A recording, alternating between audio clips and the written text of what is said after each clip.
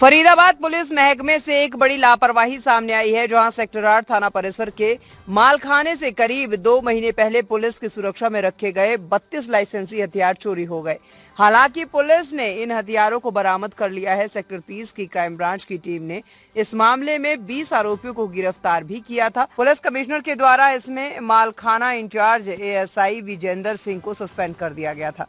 मामला करीब 2 महीने पुराना है। सेक्टर 8 के मालखाने में ये हथियार रखे हुए थे। पुलिस की रूटीन जांच में 13 हथियारों के गायब होने का मामला सामने आया था, लेकिन जब जांच को आगे बढ़ाया गया तो इसमें 32 लाइसेंसी हथियार गायब मिले। इसके बाद पुलिस के बड़े अधिकारियों ने मामले की जांच शुरू की। पुलिस प्रवक्ता यशपाल ने बताया कि इस मामले में जांच में सामने आया है कि एक युवक आईटीआई के जरिए अप्रेंटिस पर आया था, जिसने एक एक करके हथियारों की चोरी की और अपने जानकारों के माध्यम से इनको बेच दिया। पुलिस सारे हथियार बरामद कर चुकी है। क्राइम ब्रांच सेक्टर 30 की टीम ने 20 आरोपियों को गिरफ्तार कर लिया है। पुलिस मामले की जांच कर रही है।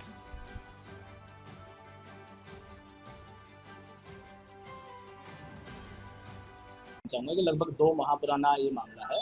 ये 9 मई को हमारे एसएचओ थाना सेक्टर 8 राजवीर सिंह द्वारा मालखाना जो हमारे थाने का उसका निरीक्षण किया था। तो निरीक्षण दौरान पाया कुछ वेपन्स उसमें गायब थे, कुछ लाइसेंसी वेपन थे, कुछ केस प्रॉपर्टी के वेपन्स थे। तो उनकी शिकायत पर फिर इसमें हमने एक मामला थाने सेक्टर 8 में दर्ज किया और हमारे क्राइम ब्रांच सेक्टर 30 की टीम ने इसमें अनुसंधान आरंभ किया और टीम द्वारा इसमें 20 आरोपियों को गिरफ्तार कर लिया है और हमने लगभग अपने सारे वेपन बरामद कर लिए।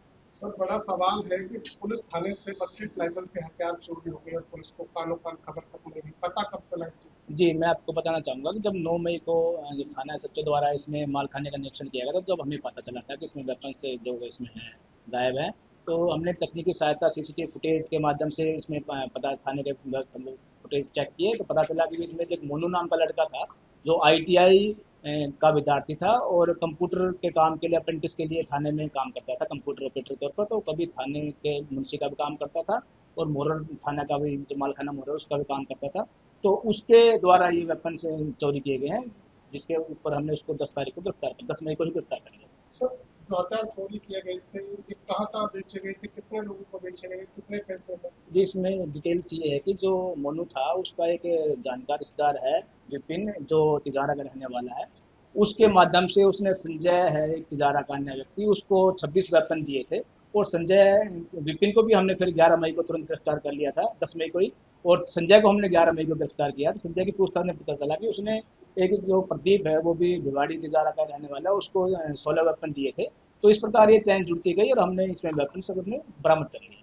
सर, बड़ा सवाल है कि ये जो व्यक्ति था कितने समय से जो है वो यहाँ पर काम कर रहा था थाने के अंदर जी और पुलिस के साथ रहकर के इतनी बड़ी घटना जी, बन मैं आपको बताना चाहूँगा कि अप्रेंटिस के तौर पे ये आते हैं, जो आईटीआई डिपार्टमेंट है उसकी तरफ से रिक्वेस्ट की जाती है, तो हम ये ऐसे हमारे पास आते हैं कि अमूमन 1 साल की ट्रेनिंग अप्रेंटिस होती है और इसके द्वारा जो चोरी की वारदात को अंजाम दिया गया था थाने से, तो ये फरवरी और मार्च के अंदर जो हमने सीसीटीवी फुटेज चेक की है उसमें पता चला फरवरी मार्च के अंदर इसने एक दो करके ये वेपन से चुराए थे।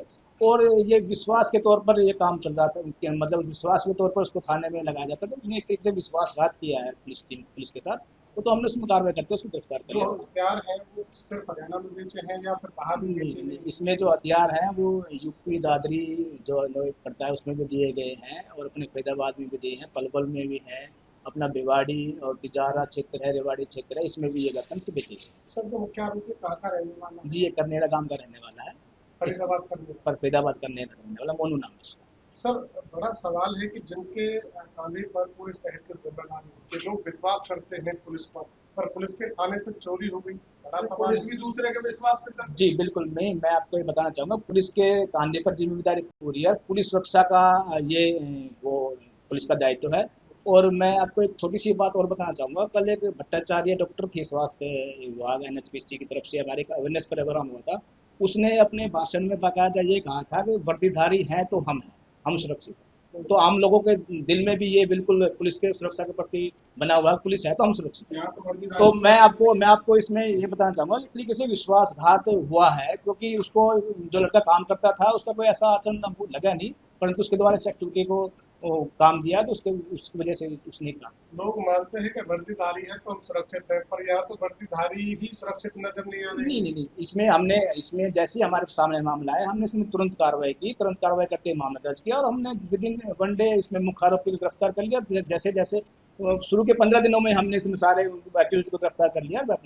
एक आखिरी सवाल सर, आपने वेपन बरामद कर लिए, आरोपी गिरफ्तार कर लिए, पर मीडिया के साथ कोई भी जानकारी साझा नहीं करी, क्या वजह? देखो ये हमारा हमने कोई मामला नहीं छुपाया, हमारी इन्वेस्टिगेशन जारी है, अब भी जारी है, हम अनुसंधान कर रहे हैं। तो हम ये चाह रहे थे कि ज्यादा पब्लिश ना हो, तो हम मुलजिमों को भी जानकारी मिल जाती है, काफी बातें होती है। ज्यादा पब्लिसिटी ना हो, कहीं पुलिस की बदनामी हो जाए, इस बात नहीं, का डर था? ये पुलिस की पब्लिसिटी तो बदनामी तो लोगों के ऊपर डिपेंड है। हम अच्छे काम कर रहे हैं तो अच्छा कहेंगे, अगर पुलिस गलत काम करेगी तो गलत कहेंगे। बाकी पुलिस द्वारा ये आप लोग भी जानते हैं कि सही तरीके से काम किया जा रहा है और पुलिस है, वर्दीधारी है, तो सब सुरक्षित।